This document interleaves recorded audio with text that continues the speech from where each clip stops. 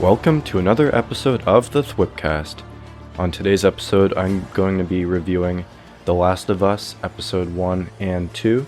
This is being recorded on January 25th, so Episode 3 will be dropping this Sunday, which is January 29th, and I've got to say, right now, I'm loving the show. I've got separate notes for each episode that I'm going to go over, things that stood out to me that I really enjoyed. So I'm going to be going through those. If you haven't already, check out my most recent episode. I introduced my top 10 Marvel stories in my comic collection. So check that out if you haven't already. Make sure to, again, subscribe to the YouTube channel, THWIP Media, so you can watch the podcast in video form. And make sure to follow me on Twitter at THWIP_media, where I will be tweeting news and content release dates and stuff like that. So make sure to stay up to date that way. And listen on Spotify and Apple Podcasts at the THWIP. So I'm going to get started with reviewing episode 1 first. So overall, very intense, very gripping. And just to get this out of the way now, I haven't played the game at all, or the second one too. I haven't played any of the games. I'm going into this completely fresh. I've heard like little things about the beginning of the first game, but nothing like too spoilery. Like it's just been pretty simple stuff. Like I knew of Joel and I didn't know about Sarah or any of that, but I knew it was about Joel, and then the outbreak happens and then stuff goes down. So that's all I really knew about the game. But I feel like having not played the game before, this allows me to be like more surprised if they are doing a faithful adaptation of the game. Then it allows me to be more surprised when certain things happen. And yeah, so getting back into reviewing episode 1, it was very interesting. Like the way it opened up with the news scene where we have John Hannah playing the scientist, talking about the potential of fungus infecting a human. So that was pretty interesting. And then I feel like it kind of parallels where we are today. Like I've seen other people say that like COVID has been intimidating on the news. Everything we've heard about that at the beginning of the pandemic, it was very scary. And I feel like that's kind of paralleled in this, where he's saying there is a possibility of this really bad thing happening. Obviously COVID didn't come to that, but yeah, I think that was a neat parallel that they added. And then also the camera slowly closing in and intensifying the scene. And you can see the interviewer like becoming fearful of like maybe having that actually happening. And you see it in his eyes. He's like scared for the future.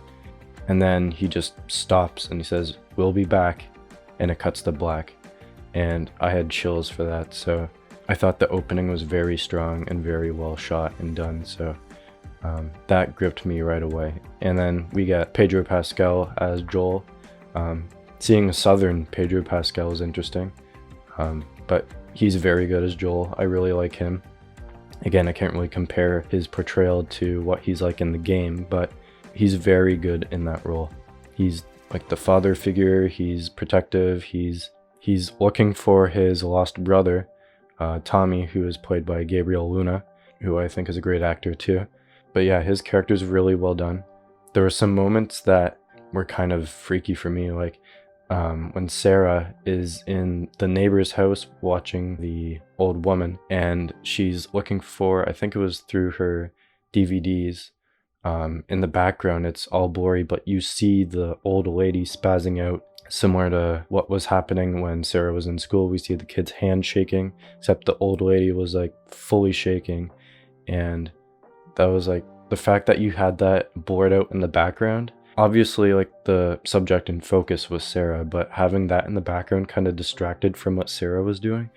And I just felt like, whoa, okay, this is how it's going to start. Like this old lady causes the whole thing, but I'll explain more later on if that was true or not. But yeah, that scene kind of was freaky. Then we have like the dog that was wincing at her, so the dog knows something was going on. Then we have the fighter jets flying over the house when Sarah leaves. And then there's the scene where Sarah and Joel are in the house and she's giving him the birthday gifts, and I was thinking this is way too positive, so something like is really gonna go down, something's gonna really ruin this moment. And then of course Sarah wakes up, there's the explosions, the helicopters, everyone's in a panic, there's chaos, and then the old lady becomes infected, and then it all goes to hell. So that whole opening sequence was really well done. I did tear up when Sarah was killed, and Pedro Pascal was so good in that part. He acted his heart out in it, and that was a very gripping intro. Again, you had the intro for the interview, then you had the intro to before the outbreak happened, and then it jumps 23 years later. Then that was like, yeah, I'm in the show now. This is really good. Let's keep going. And then we are introduced to Ellie, who is being held by Marlene. She's the leader of a resistance known as the Fireflies. They're trying to overthrow they call them the Fedra. They're like the military, I guess. They're like a dictatorship that's kind of taken over the quarantine zone. And yeah, so Ellie's in there. And then we have Joel is kind of taking contracts. He's like trying to find info on where his brother is. Like he wants to find his brother. And then he meets someone named Tess, who I think was a good character too. Her and Joel have a past together. They don't really delve too deep into that, but Tess is being held by someone else, and then she escapes that. But they meet up, and Tess tells Joel that there's a truck battery that they need to get for their truck to get out of the quarantine zone and find Tommy, which Joel really wants. So they're on the hunt for that. And then we have Tess and Joel going through the sewer. Then they find an infected creature on the wall. It looks like it's just dormant, so it's not really like attacking them. But then they open the door and they're inside the building where Ellie is. Then they meet, and then they're tasked with bringing Ellie to the west where she's being awaited. And Ellie's very important. So then the three of them embark on that journey, and then it ends. And overall, the episode was very well done.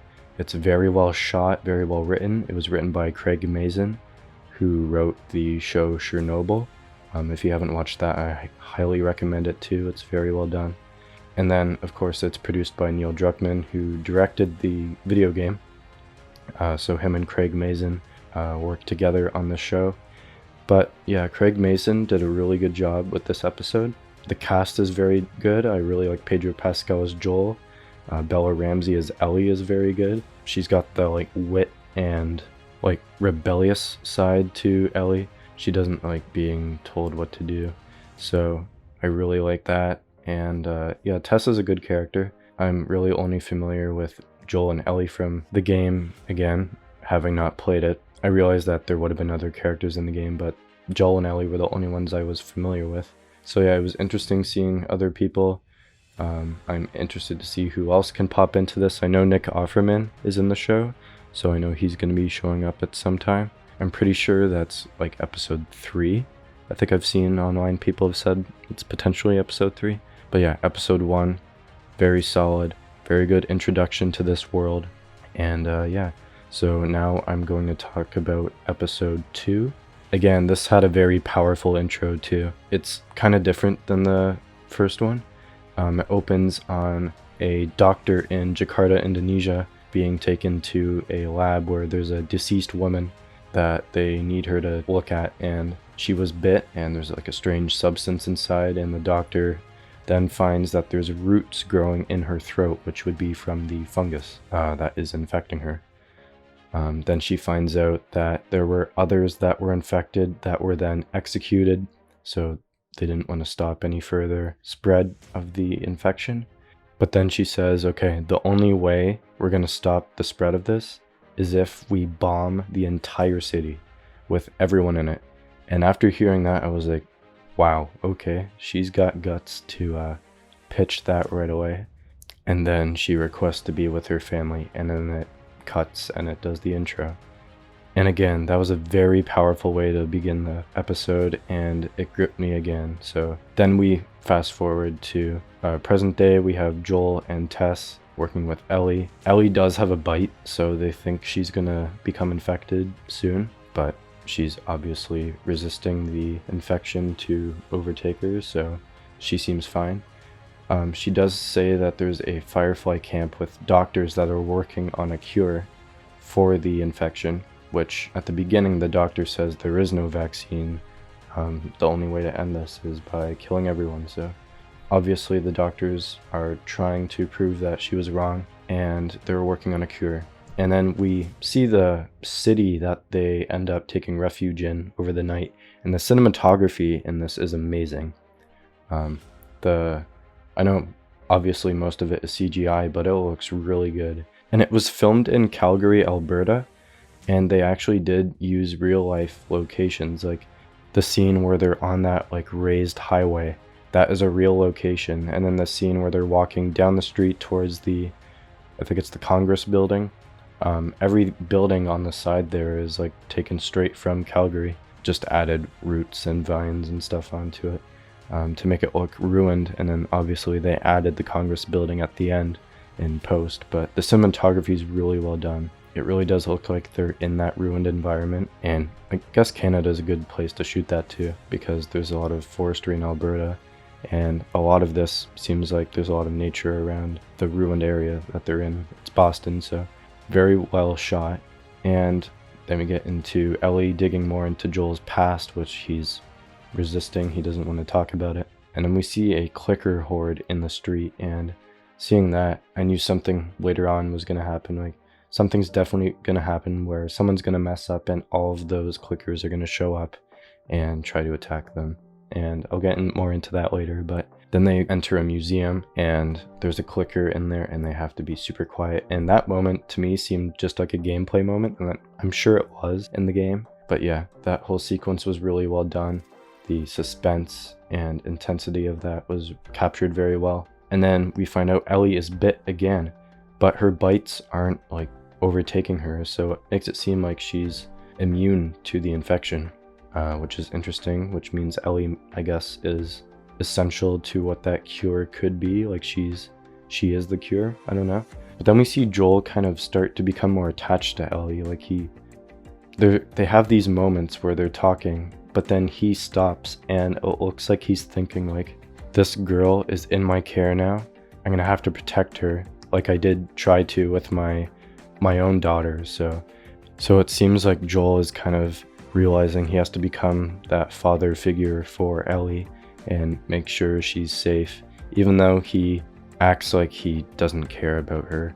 I'm noticing that he is kind of starting to show more connection to her. So again, Pedro Pascal does that very well, so I'm interested to see how their relationship ends up growing in the coming episodes. So that was very well done. And then of course we get the three of them enter the Congress building, and we find out Tess is infected, which then she makes the ultimate sacrifice and she blows up the entire room with the giant horde of clickers coming in. And then Joel and Ellie are on their own, so Joel has to get Ellie to the west and they're on their own. So episode 2, I really enjoyed it. It was very well done. Again, the cinematography is amazing.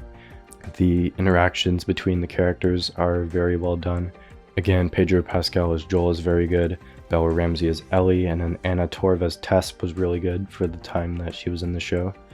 And yeah, I can't wait to see more of the cast come in, because again, Nick Offerman's coming into it, and I really liked him in Parks and Rec, and I know it's going to be a completely different character, but Nick Offerman's always good.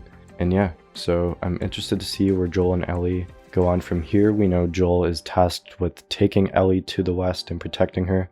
And yeah, I'm assuming this next episode is going to be where we have, typically in other stories where there's been like a father figure, daughter figure, kind of, they have this conflict, like they both act like they hate each other, but then they grow together and they become more connected. And I feel like that's where this show is headed, is we're going to get that kind of relationship starting to form a bit stronger. So I can't wait for that. I can't wait to see more of the story being developed. I'm not completely sure how many episodes are in the first season, but yeah, so far it's looking very good, and I can't wait to see what's coming. So that is my review for The Last of Us episode 1 and 2. I will be doing a review of episode 3 next week after episode 3 drops on the weekend, so stay tuned for that. I am planning a Kang themed episode coming up next. It might be around the same time as my episode 3 review, if not before, but yeah, I've got some thoughts on Kang that I'd like to talk about, some things that I've come to realize that have kind of like boosted my excitement to see him, so I can't wait to share all that with you all. But yeah, so thanks for listening, thanks for watching. If you are on YouTube, again, follow me on Twitter at THWIP_media. Make sure to subscribe to the YouTube channel THWIP Media and listen to the podcast on Spotify and Apple Podcasts. And again, thanks for watching, thanks for listening, and I'll see you all next time. Thanks.